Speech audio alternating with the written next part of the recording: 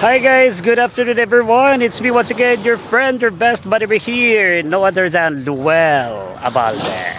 Okay guys, so nato diri sa tukuran sa Buanga del Sur. After nato sige og travel at least no, tukan pa kito first international travel. O karon di balik ta sa tukuran sa Buanga del Sur. Nato diri guys sa dagat pantala no sa tukuran sa Buanga del Sur. Og ato lang tawad ang recent development diri part no sa tukuran sa Buanga del Sur. Daghan kay development diri. Og hidom ko bata pa ko diri jud ko magligo-ligo. Gamating pa kay ko usahay mga nice kay diri no kay okay limpyo karon lami kay kaligo guys so.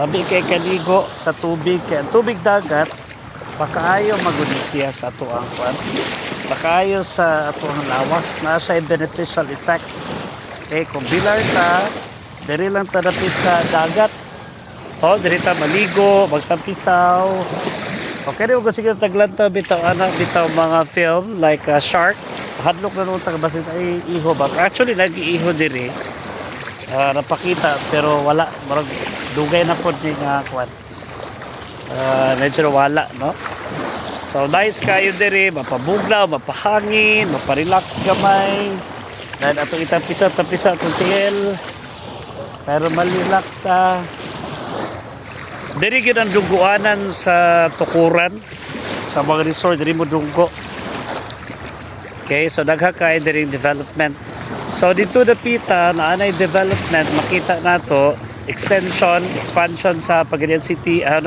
tukuran fish port diri lang sa kutob but dito na siya extension para na extension niya dito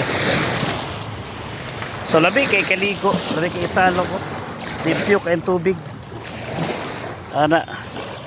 nice kay kaligo guys enjoy good evening everyone.